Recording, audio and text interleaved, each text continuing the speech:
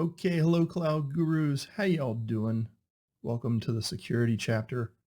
When we talk about the CSA Pro exam, security is all throughout that exam. It's in many different forms and flavors on many different questions.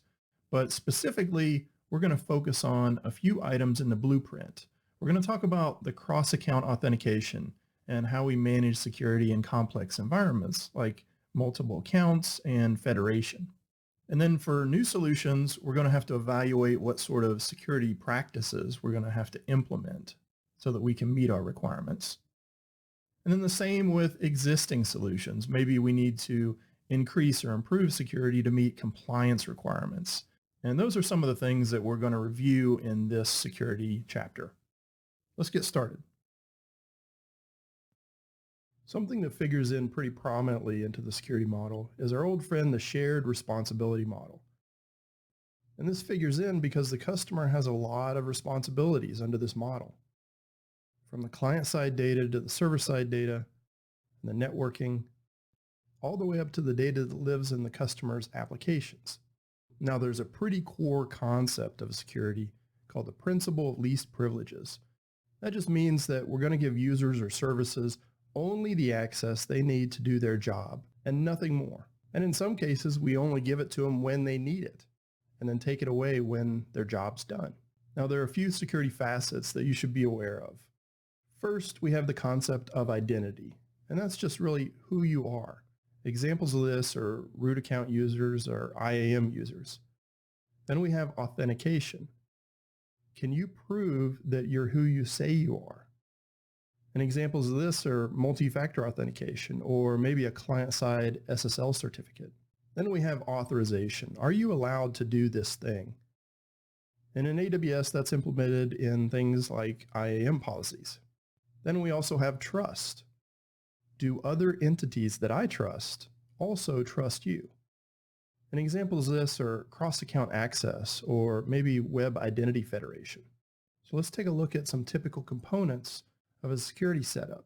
First, we have identities. These can be people, objects, other computers. Then we have this concept of an identity provider. Now inside that identity provider, we usually have an identity store, which stores the identities and maybe some additional information or metadata about those identities. Then we generally have an identity broker. And the job of this identity broker is to take requests from the identities or the applications and run those up against the identity store. Sometimes we have something called federation. And this is where the identity broker can reach out to other identity providers, such as Facebook or Google or Cognito. Once the identity broker is able to make a positive match, generally they'll return some sort of token or key. And that key then lets the identity access the service it was trying to access in the first place. Let's take a closer look at a typical flow. In this case, it's a SAML flow. We start with the user agent. It could be a user, it could be a service, or an IoT device. They're going to ask the service provider, give me access. And the service provider says, go ask identity provider. And so the user agent turns around and says, I was sent here by the service provider. And the identity provider says, give me some authentication. The user agent would supply that authentication.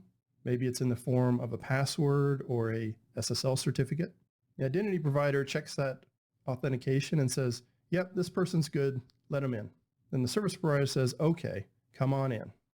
Now I wanted to spend a little bit of time comparing SAML, OAuth, and OpenID. And these are three things that you'll hear a lot about when we talk about federated security models. First, SAML can be thought of as kind of the original protocol for security federation. It can handle both authorization and authentication. It's XML based, and it can contain user, group, member information. It's very extensible, and it's really best suited for single sign-on for enterprise users. OAuth is a little bit different. It allows us to share protected assets without having to send and receive login credentials. And it handles authorization only, not authentication. Generally, it issues a token to the client, and the client uses that token as a sort of pass to interact with the services. It's a sort of delegation, allowing the client to access information on behalf of the user. And generally, it's best suited for API authorizations between applications. OpenID Connect is a bit more sophisticated. It adds a layer on top of OAuth that also includes authentication. And it uses REST and JSON message flows. And it supports a lot of different clients, including web clients, mobile. There's even a JavaScript client. And it's very extensible. And it's really best suited for single sign-on for public customers. OpenID Connect is used in a lot of public-facing, consumer-grade mobile applications. Now, AWS has spent a lot of time and energy on being sure they're certified to a wide variety of standards. A lot of these standards just represent the fact that Amazon has implemented a lot of security controls and processes to be sure that they keep our data safe. Now you can find all sorts of supporting documentation and various compliance reports within AWS Artifact from the AWS console. Now to download some of the material, you do need to acknowledge some conditions like maybe a non-disclosure agreement. So be sure to check with your legal or compliance team before you go accepting a lot of click-through agreements.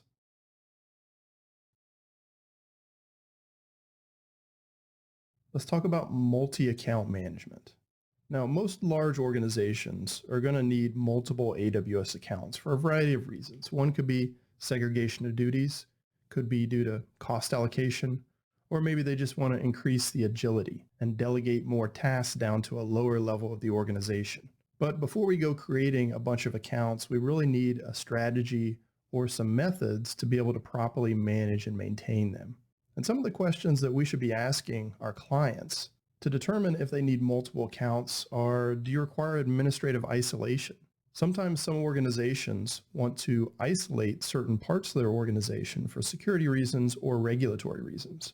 Similarly, does the customer require limited visibility of workloads across their AWS accounts?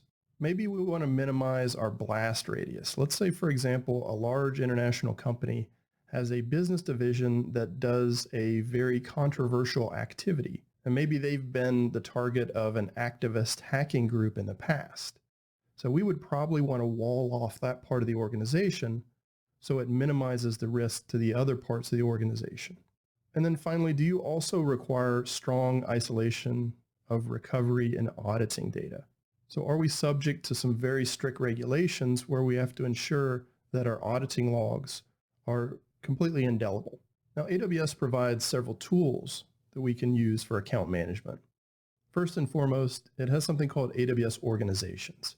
This is a way to manage multiple organizations in a hierarchical fashion straight from the AWS console. We also have service control policies, and these are policies that you can apply to certain sub-accounts to restrict activities in those sub-accounts. We can also use tagging, resource groups, and we can also set up consolidated billing. Let's take a look at some examples of different account structures. First, we have the identity account structure. This is where we would define all our IAM users. We'd put them in groups, and then we'd use cross-account roles that have been established in the sub-accounts to be able to provide access for those IAM users in the identity account. And we can have variations of this. It doesn't have to be along departmental lines.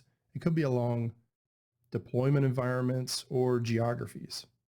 Next, we have a logging account structure. This is useful when we want to have a centralized, protected logging environment that we can control very strictly. So we can secure it such that our logs are immutable. They get generated from the sub-accounts, but members of those sub-accounts cannot change those logs. And by implementing service control policies on those sub-accounts, we can prevent members of those sub-accounts from disabling or changing the logging mechanism that's been set up in their account. We also have a publishing account structure. This is really useful if you have a centralized standard version of, let's say, some AMIs, or maybe you have a service catalog, and you want that publishing account to provide assets and resources to sub-accounts. In this case, we have some standardized corporate AMIs that we could share with our sub-accounts. And we also have set up a code commit repository where web developers from our sub-accounts would commit their code. Now, an information security account structure is a bit of a hybrid. It does some logging, but it also has some aspects of an identity account. Maybe we have something like a central IT account structure where we still have our IAM users, but we also have service catalogs and standardized AMIs that we would share with the sub-accounts. Now let's look at an example of maybe a multinational organization and how they might structure their accounts. Now in this case, we've created accounts for each organizational unit, or OU as it's sometimes called. So we'll set up consolidated billing. So we have an account that does nothing more than is the target of all the billing for all the sub-accounts. And the benefit behind this is that we're going to get some economies of scale by consolidating our AWS usage into one invoice. And we also have in this situation a consolidated security account. So that's the account where we would set up user accounts, or maybe we would set up a federation with our on-premise Active Directory. And we would allow people to authenticate through that account and then through roles be able to access those sub-accounts. Now we can also apply service control policies. Now the important thing to remember about service control policies is they cascade down a tree. So if we apply it at the medical equipment account level, then it's going to be in effect on both the regulated and unregulated sub-accounts. And you might want to use a security control policy if you want to blacklist certain AWS services from being used in sub-accounts. And maybe in this case, we want to explicitly deny the ability to change IAM roles or CloudTrail settings. That way we can maintain integrity in the security model and be sure that no one inside that business unit can change what we don't want changed. Just a little refresher on network controls and security groups. So security groups, if you recall, really are just nothing more than virtual firewalls for individual assets or groups of assets. And they can control inbound and outbound traffic for TCP, UDP, ICMP, or maybe even custom protocols. And they work based on ports or port ranges. And inbound rules are set by source IP and subnet, or maybe another security group. Similarly, outbound rules are defined by destination IPs, subnets, or other security groups as well. Network Access Control Lists, or NACLs, is just an additional layer of security for the VPC that acts as a firewall that applies to the entire subnet, rather than individual assets like a security group. Now the default NACL allows all inbound and outbound traffic. It's wide open. And NACLs are stateless, and that means the outbound traffic must simply obey the outbound rules. There's no connection that's maintained. There's no address translation or anything like that. Now, NACLs can duplicate, or they can further restrict access along with security groups. And again, don't forget about our little ephemeral port guys. Now, why might you want to use security groups and NACLs together? Well, NACLs provide a backup method of security in case you or somebody else accidentally sets up a security group that's maybe too wide open. And because they cover an entire subnet, if you spin up a new instance and select an incorrect security group for that particular subnet, you're still protected. And if you remember back to our concept of least privileges, NACLs and security groups are a really good way to implement that and explicitly allow and deny just the traffic that you need, which is always a good idea. AWS offers several different flavors of directory services. The first is called AWS Cloud Directory, and this is a cloud-native directory designed to be used by applications to share access to hierarchical data. Now, this is best used if you have applications that need to access that hierarchical data and maintain complex relationships within that data. Then we have Amazon Cognito, which has some sign-up and sign-in functionality that's really designed to scale to millions of users. It also has some federation that we can connect to a lot of the popular social media services out there. And it's generally used to develop consumer-facing applications, or maybe you have a software as a service. Its real benefit is it offloads you from having to create a lot of these sign-up and sign-in functions on your own. We also have the AWS Directory Service for Microsoft Active Directory. Now that's just a full-blown AWS-managed implementation of Microsoft AD. And it could be the standard or enterprise edition, and it's going to be running on a Windows Server 2012 R2. And that's for organizations that need a hosted Microsoft AD. Now, if you happen to already have an AD on-premise, you can use the AD connector, which connects AWS with your existing AD and allows you to implement single sign-on for existing users inside that Active Directory. You can also allow EC2 instances to join the AD domain. And finally, we have Simple AD. It's just a low-cost, low-scale, very simple implementation of an Active Directory using Samba. And it's useful if all you need is just a simple user directory to be able to authenticate against. Now on the exam, you're going to need to know the difference between these two guys, the AD connector versus simple AD. Now for the AD connector, you must have an existing Active Directory, and it can use the existing Active Directory users in conjunction with some IAM roles to provide access to those users. And it also supports multi-factor authentication if you happen to have an existing radius-based MFA infrastructure. Now, Simple AD, on the other hand, unfortunately doesn't support multi-factor authentication, and it doesn't have any concept of trust relationships, which are common in Active Directory. But it does support user accounts and groups and policies and domains, and it does also support Kerberos-based SSO.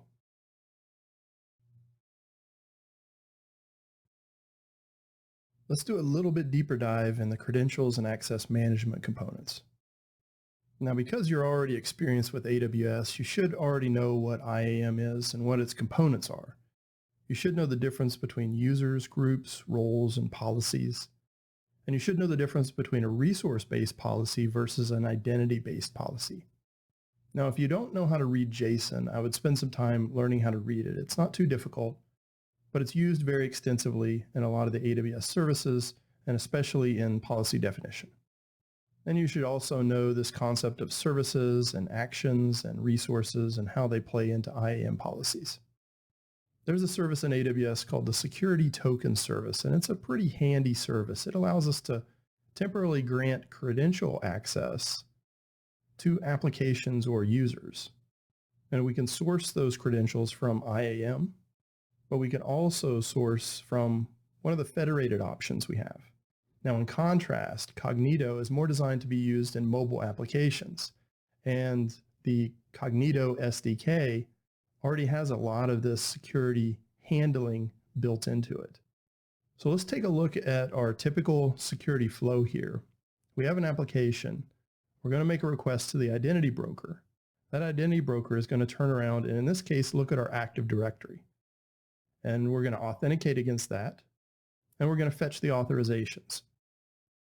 Then we're going to reach out to the Security Token Service and generate a token to represent that authentication and authorization.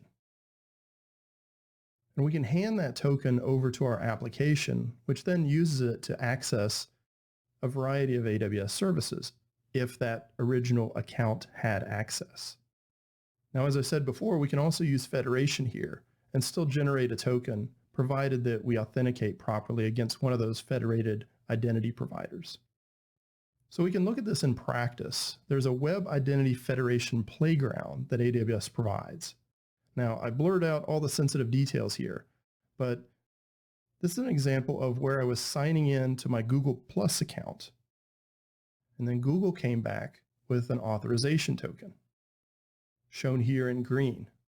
Now, because we've already set up that federation with Google, we can use that token to in turn get a token from STS using the function assume role with web identity. So you can see here, we presented the Google token, and we've now been given an AWS STS token. And that's going to allow us to do stuff on AWS. So in this case, we've used that STS token that we were given to request a list from an S3 bucket. Now there's something known as a token vending machine concept, and it's a common way to issue temporary credentials for mobile application development. Now there's two typical modes. One is an anonymous mode, and that's really just used as a way to provide access to AWS services, and it doesn't really store any user identity. There's also the identity TVM, and that can be used for registration and login and keeping up with your user accounts. Now, AWS recommends that mobile developers use Cognito and the related SDK because it has all the functionality built in. And so we don't have to create a TVM concept. There's also a service on AWS called the AWS Secrets Manager. And this is a good way to store passwords or encrypted keys or anything that you want to keep under proverbial lock and key. Now, some companies have a vault. Maybe it's a physical vault, or maybe they use some software like LastPass or KeePass. And Secrets Manager aims to be an alternative for that. And what's nice is you can access those credentials or those passwords or whatever you store in there using an API that's really controlled with fine-grained access using IAM.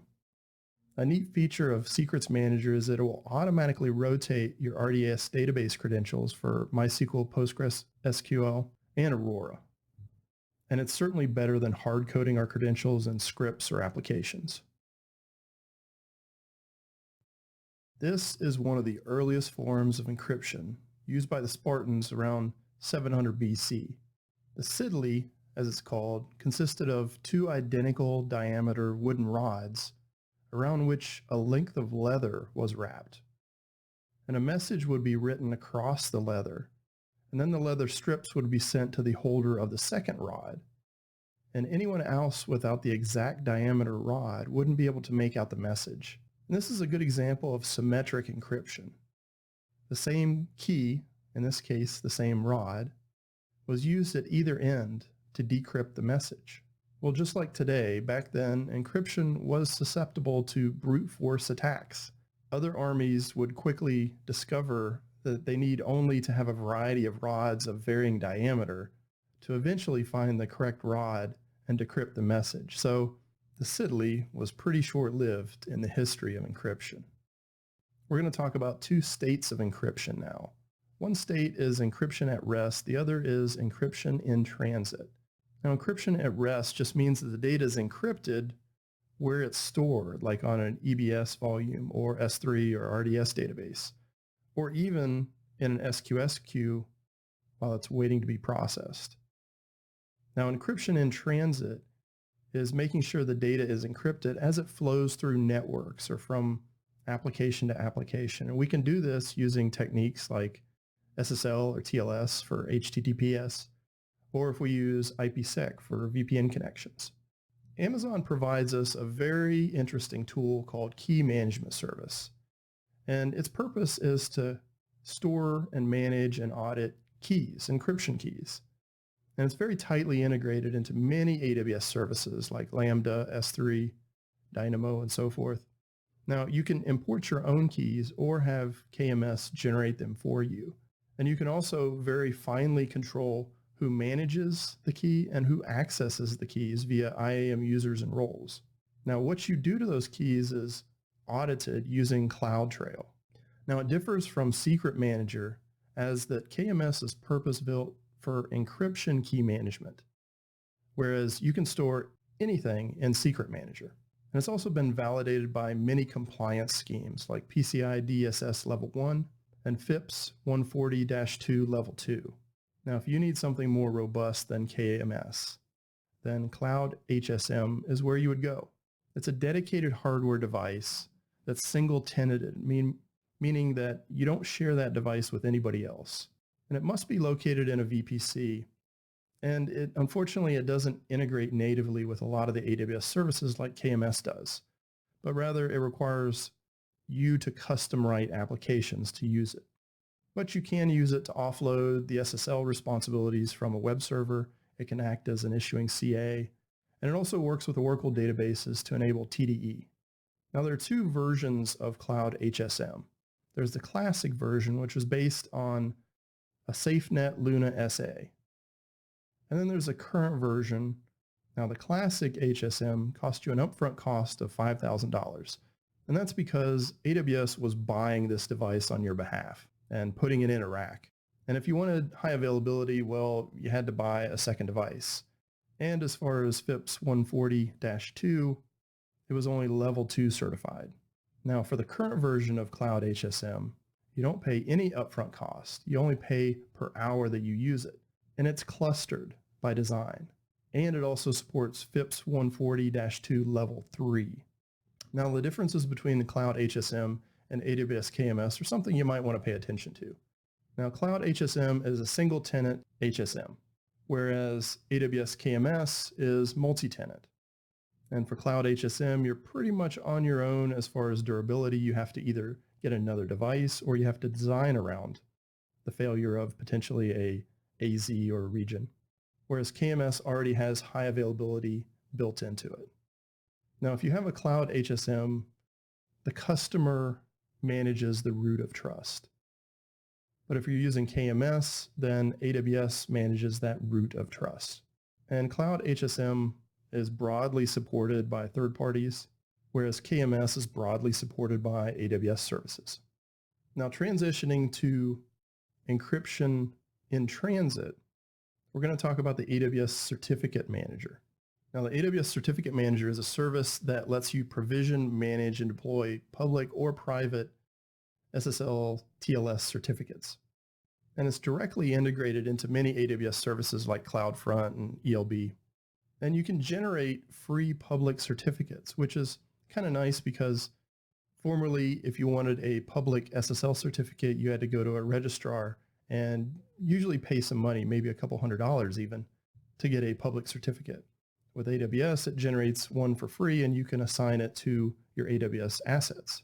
But if you already happen to have a third-party certificate, you can import it and still use it on AWS.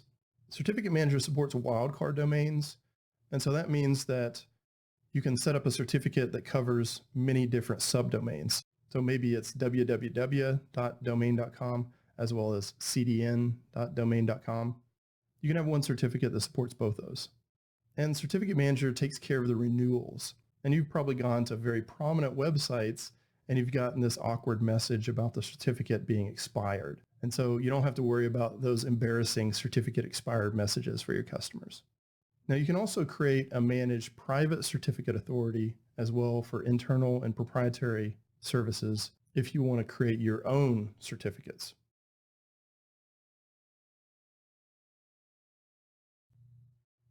Let me be the first to congratulate you for making it this far in this course. I'm really proud of you. I'm glad you're taking my course and well, I have a bit of a favor to ask.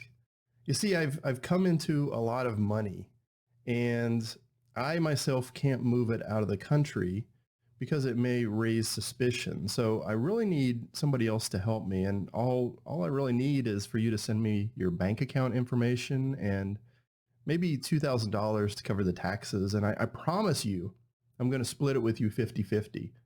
So does that sound familiar? Well, we call that phishing. The idea behind that is somebody's trying to get you to part with your personal or financial information. And I can assure you that in the history of people wanting to give away money, I doubt that anybody has ever actually received any money through that method. And so why do we call it phishing? Well, the origins date back to the wares community on AOL in the mid-90s. And wares is a term that's used to represent software obtained illegally without proper licensing. And at the time, a popular AOL feature was chat rooms. And the wares community had their own chat room. And chat rooms are kind of like an IRC or maybe a modern day Slack. Now, AOL enforcement would try to detect the words that these wares communities would use and identify their accounts and suspend them and try to shut these accounts down. So the wares community would use codes to represent certain topics. And one such code they came up with was this. It was chosen because it was the single most common HTML tag, and it was found in chat scripts naturally, so it couldn't be detected by the AOL filters. And it was used to replace any word referring to stolen credit cards, stolen software, accounts, or other illegal activity. And due to the popularity of phreaking at the time, which is a form of telephone-based hacking, the PH was added for extra coolness, and the term phishing stuck. The reason I talk about phishing is it's a very common way that systems can become compromised to participate in something called a distributed denial of service attack. Now, the first demonstrated denial of service attack was made by Con C. Smith in 1997 during a DEF CON event in Las Vegas. And he denied the Las Vegas Strip for internet for over an hour before people figured out what was going on. And in general, you have a bad actor that sends commands to these compromised machines, and then they will do something that will impair the targeted device, either overwhelming it with traffic or sending lots of requests to it. And it lowers its performance and it could potentially cause an outage. In extreme cases, it can expose sensitive data. Now, a type of denial service attack is called an amplification or a reflection attack. An NTP, which is the Network Time Protocol service, has this command built into it called monlist. And it was built in there to help with monitoring. And what it does is it returns the last 600 IP addresses that it's talked to. Now, a bad actor can spoof a packet. In other words, they can manipulate a data packet to make it look like that packet came from some other device. So they would send this spoofed packet into an NTP server, and that NTP server would send back a message that's many, many times larger to the spoofed address. And so, of course, that has the effect of potentially overwhelming the target. Now, if you recall back to our OSI model, layer 7 is the application layer. And there's something called application attacks. And generally, these are attacks that happen like at HTTP, where a bad actor would flood a target web server with GET requests that would push up the utilization of the network coming into the web server. It would push up the utilization of the web server, and also maybe if it's back-ended with a database. And it would have the effect of creating an outage or a very slow delay to a legitimate web client that's trying to access that same web server. Now, there are a few things that we can do on AWS to help mitigate distributed denial of service attacks. So first and foremost, we can minimize our attack surface. And following the principle of least privileges, we can lock down our NACLs and our security groups to only allow that traffic in from the public internet that we need to. Second, we can be prepared to scale to absorb the attack. So we can use stuff like auto-scaling groups and CloudFront, and we can put our static content on S3, and that will easily absorb any sort of DDoS attack. We also want to be able to safeguard any exposed resources, and we can use AWS Shield or the Web Application Firewall. And we can even also use Route 53. We can use regionalized routes to maybe restrict certain geographies from hitting our application or our website. And it's also important that we get a baseline. We learn what normal behavior is, and we can do this through GuardDuty and CloudWatch, so that when something abnormal happens, we're able to put some alarms around it. And finally, most importantly, we have to have a plan. So when we see those alarms, we know what we're going to do. We know what steps we're going to take to help mitigate that denial of service attack. Now, here's an example of a web architecture that is pretty well prepared for a denial of service attack. We're going to use CloudFront as our CDN, so we're going to serve up all our static assets and images from there. And we're going to have a web application firewall in front of our web server. We're going to have an elastic load balancer with an auto scaling group behind it. And we're also going to use DynamoDB because DynamoDB scales very rapidly and very robustly.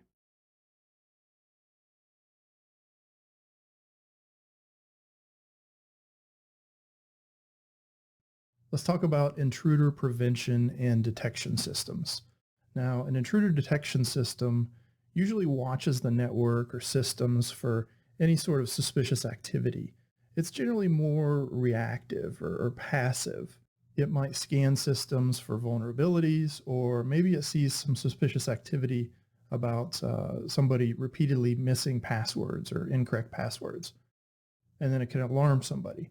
Now, in contrast, an intruder prevention system is a little bit more active. Generally, they dynamically analyze traffic as it's flowing through the network, and it tries to identify certain signatures in that traffic that may indicate suspicious activity. And oftentimes, intruder prevention systems have dynamic capability, and they can action on that threat, such as blacklisting an IP address. These systems are sometimes comprised of additional agents that get installed on systems that maybe allow them deeper access into the monitoring of that system. One of the really important parts of an intruder prevention and detection system is a log collection mechanism. It can be CloudWatch, you can spool them out to S3, or maybe integrate a third-party application like Splunk. And sometimes these are called security information and event management systems, or a SIEM. Now, if we look at an example here of an architecture that includes an IDS and an IPS appliance, it would generally sit in your subnet somewhere, and then it would monitor the various parts and pieces of your infrastructure, generally, as I said, through an agent that gets installed locally. And when it identified something that needs to be corrected or handled, it could trigger an alarm. In this case, maybe we're sending a notification to SNS, which would then launch maybe a text message or an email to some sort of person that was going to have to respond or deal with that problem.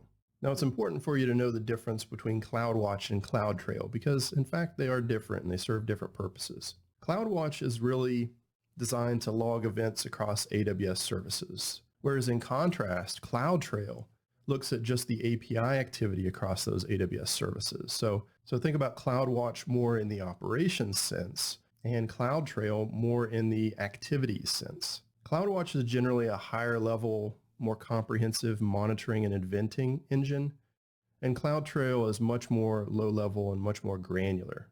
Both CloudWatch and CloudTrail can log from multiple accounts, so it's very common for companies to set up an exclusive account just for aggregating their logs and give only a very few number of people access to that. That way they can maintain the integrity of those logs as kind of like a third-party account. For CloudWatch, you can store the logs indefinitely. Same thing with CloudTrail, more or less indefinitely because you store them on S3 or you can store them in CloudWatch. But the alarms in CloudWatch only last for 14 days. So if you haven't responded to alarm within 14 days, it's going to drop off. Now, CloudTrail doesn't have any native alarming, but you can create alarms by piping those CloudTrail logs into CloudWatch and tell CloudWatch to watch for certain things and then alarm or event on certain things. When we first move to the cloud, or at least we have the idea to move to the cloud, we have this vision of everything being proper and in its place and aligned and everything's just neat. And the reality is what usually happens is it ends up in a tangled mess. IAM roles everywhere, assets across all regions. There's no consistent tagging process. It can become really frustrating and require a lot of rework to pull us back into something that's more akin to order. Now, AWS has a service that can help with that. And if you're at all familiar with ITIL concepts, you'll recognize the concept of a service catalog.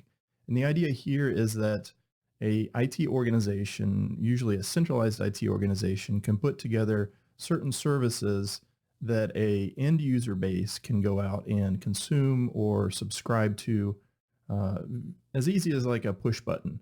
They're all predefined and they're all standardized and they're all deployed in the same way. And so Service Catalog can help us do that.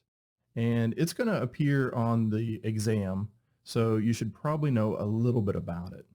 The AWS Service Catalog is a framework for allowing administrators to create those predefined packages and allowing our users to consume them. And it has a lot of granular control over which products and portfolios our users can access. So we can set up groups that say this particular set of end users has access to these products and not these other products.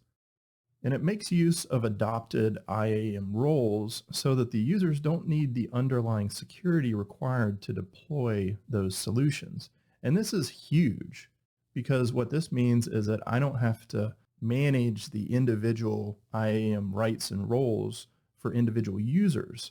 I can deploy a service on Service Catalog and then they can, via push button, deploy it and have access to it. And so I don't have to outfit that user with all those other roles that maybe they don't need in a day-to-day basis. And this is why I place Service Catalog more so in the security area than any other area, because this traditionally huge headache of access and rights management can be removed by using Service Catalog. Now, it really allows the end users to be self-sufficient, and it also allows us to uphold certain standards for deployment. The deployment templates are just CloudFormation templates. As administrators, we can version or remove products from the portfolio but existing products that have already been deployed won't be shut down. Now, Service Catalog uses something called constraints to control how those products can get consumed. And there are three basic types. The first is a launch constraint. That's just the IAM role that the Service Catalog assumes when an end user tries to launch the product. And the reason we would use this is because without that launch constraint, the end user actually has to have those permissions to deploy the product.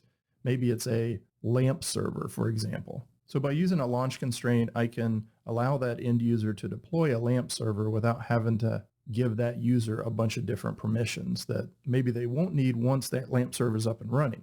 Next, there's a notification constraint. And this is pretty simple. It just says that this is the SNS topic that's going to receive notifications when something happens on that stack that gets deployed.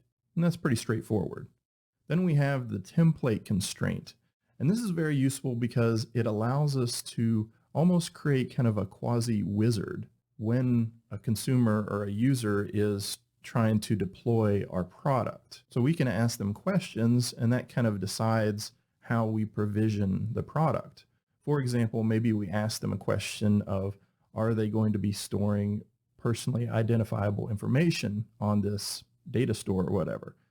If the answer is yes, then we're going to implement encryption because our corporate policy says any PII data must be stored at rest with encryption. Another example is maybe we ask the user, is this for a development environment or a QA or a prod environment?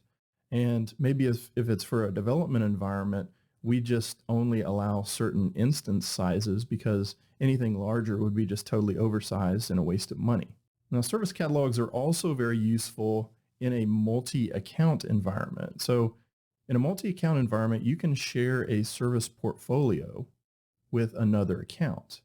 And that master account, you can share the catalog, and then the recipient administrator in those other accounts can then import that portfolio. And then that portfolio gets kept in sync between the shared portfolio. So products, launch constraints, template constraints are all inherited from the shared portfolio.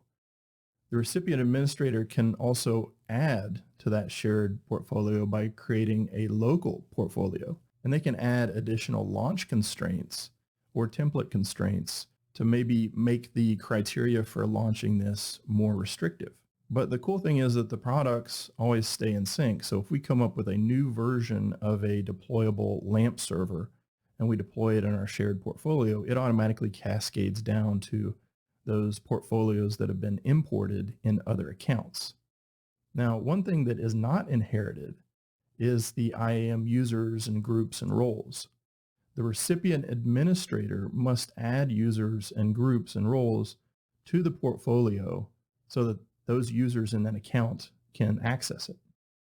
Now, there's one important thing to note here is that by default, if we just share a catalog and we import a catalog into the other account, the launch role, and that's the IAM role that launches the service on behalf of the user requesting it, is inherited from the shared portfolio. And so by default, it's going to try to launch those resources in that original master account. Now, as a local administrator, as an administrator of that sub-account, I can override that. I can create a local portfolio and then create a new launch constraint that uses a localized launch role. And also note that launch constraints are associated with a product in the portfolio and not at the portfolio level. So I can have an individual roles defined for each and every product.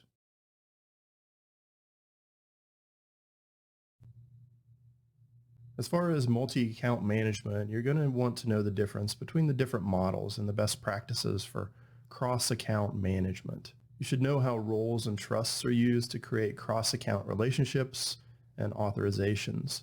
And I would encourage you to go out and create multiple accounts and set up roles and set up users and experiment with granting access from account to account. Now for network controls and security groups, you're definitely going to need to know the difference between NACLs and security groups, and you should know what the capabilities of those are.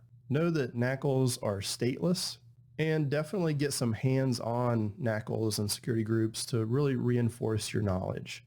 And also, don't forget our buddies, the ephemerals. For AWS directory services, you need to understand the different types of directory services offered by AWS, especially the AD connector and simple AD, because some of the other types of directory services are more modern and they tend not to show up on the exam. You should understand the hows and whys you would use each type of directory service, and also be familiar with how an on-premises Active Directory implementation might be connected up to AWS to enable stuff like single sign-on. Now for the credentials and access management topics, you should definitely know IAM and its components. You should know how to read and write IAM policies. You should understand conceptually what an identity broker is, what federation is, what SSO is. And you should know the options and the ways that we can grant temporary authorization to various applications or users. In the encryption space, you should know the difference between AWS KMS and Cloud HSM and the use cases where you might want to use each. Now the test is likely going to be restricted to the classic definition of Cloud HSM. And if you remember, that's the one where you have to have that upfront payment and you have to buy 2 of them to get high availability. You should also understand AWS Certificate Manager and how it integrates with the other AWS services to provide SSL TLS certificates. Now for distributed denial of service attacks, you should understand what they are and some best practices to limit your exposure. Plus, you should also know what services AWS has to help try to mitigate the damage that they cause.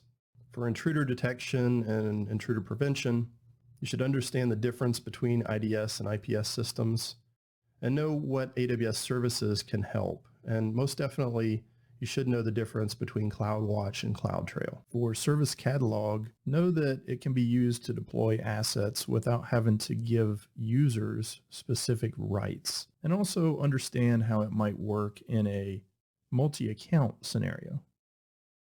Remember to read through the white papers that I've linked in this lesson. If you're watching on a browser, they're going to be over here, and if you're watching on a mobile device, they're going to be down here when you put the device in portrait mode. Well, everyone always talks about security and worries about it, but really very few organizations have really good security programs or processes in place. So be prepared to face some fear, uncertainty, and doubt when talking to clients around security. And know that it's going to be front of mind for them, but also know that in a lot of cases, they don't have a way to deal with that organizationally. And generally, I like to acknowledge the concerns up front and be ready with a process or a framework. And the cloud adoption framework is a really useful tool to start because it has a specific area around security. And I found that if you make it clear that security is a prominent component, then the trust level increases with that client. And I like to use assessments and checklists to help baseline current security practices and compare and contrast what those might look like in future practices when assets are deployed on the cloud. It's a very non-confrontational way to evaluate the current state of security practices and maybe objectively point out where there are some gaps that may actually be better when organizations move to the cloud. And in fact, a lot of times organizations find that migrating to the cloud creates even more security in their processes and their assets because there's greater transparency and visibility. That's not always a feature in legacy installations. I always speak in terms of levels of risk along a continuum versus is it secure or not. And this turns the conversation into a much more productive trade-off conversation versus a binary yes-no. Any chief security officer is going to understand that there's always a trade-off, and really they're in the business of managing risk. And so if you can speak in those terms, you're going to get a lot more mileage. And because the area of security on the cloud is something that I think needs many more skilled practitioners, you might want to consider a security specialty certification, like the AWS Certified Security Specialty, or maybe another security-minded certification like the CISSP. All right, let's get ready for challenge question number 1. Just like in the other modules, I'm going to give you a question. I want you to pause the video, give yourself 2 minutes. Why 2 minutes? Because on the exam, you want to budget yourself a maximum of 2 minutes for every question in order to get through all the questions in the allotted time. So without further ado, here's the question. Give yourself 2 minutes and I'll be back with you shortly.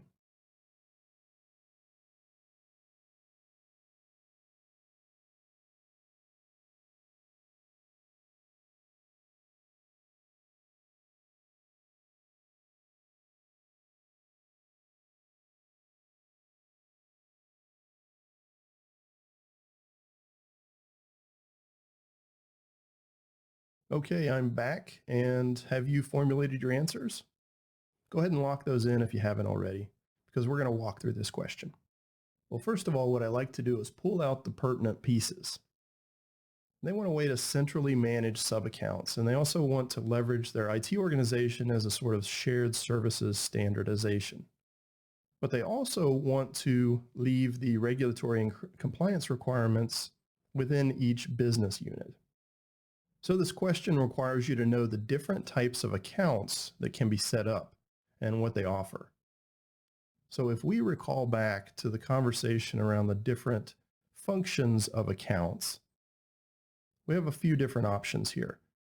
One of the things they want to do is be able to leverage their IT organization as a shared service to provide standardization. Well, if you recall, a publishing account does that.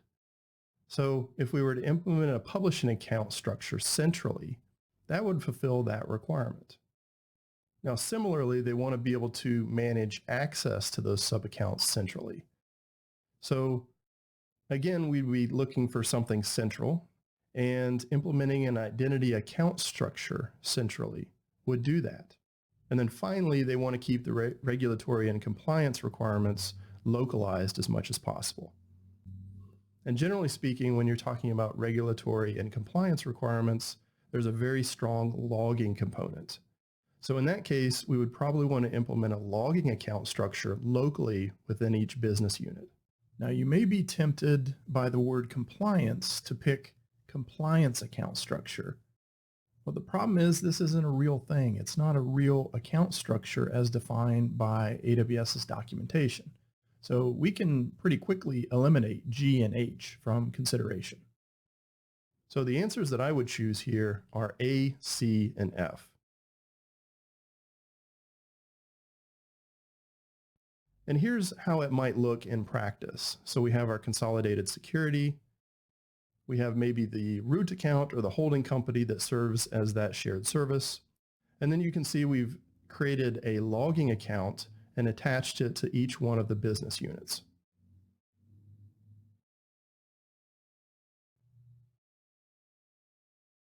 All right, ready player 1, ready for challenge number 2. You know the routine, 2 minutes, and I'll be back with you shortly.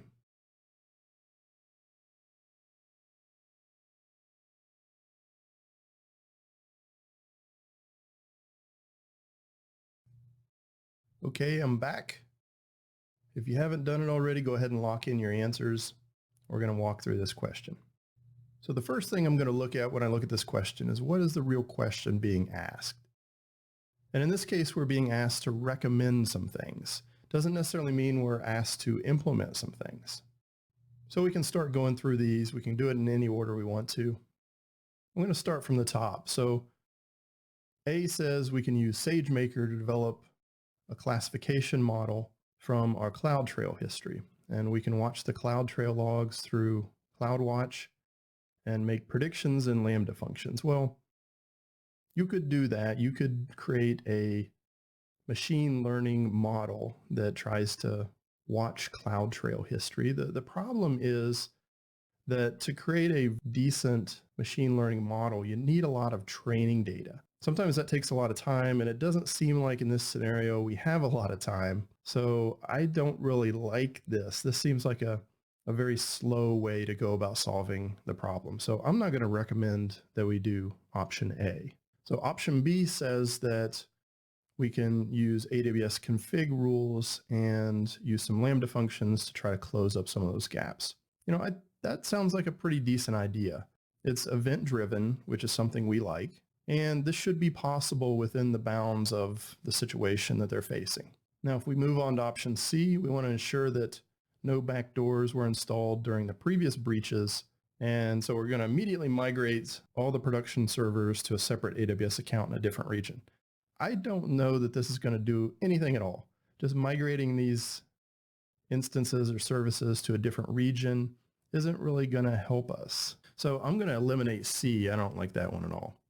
Option D is we can evaluate the VPC flow logs from the previous breaches, and we can close all the ports involved by adding them to the deny rules in our security group. Well, this one actually has two problems with it. Number one, if I were to just indiscriminately close all the ports that I'm using, maybe I'm going to close some of the ports that I really need, like port 80 or 443 or 22. And then secondly, if you know anything about security groups, you'll know that they don't have deny rules. So I can eliminate this option just because of those two facts. Is number one, I wouldn't want to indiscriminately close all the ports. And number two, it has a fallacy in it. Security groups don't have deny rules. So for option E, I could implement a VPN connection from our corporate office and ensure that SSH data will no longer be publicly visible in flight. Well, right off the bat, I can eliminate that one because it again contains a fallacy. SSH data is not publicly visible in flight. SSH data is encrypted. So I can get rid of that one. Option F says that we can set an IAM password policy that disallows short, weak passwords, and we can force people to change their passwords.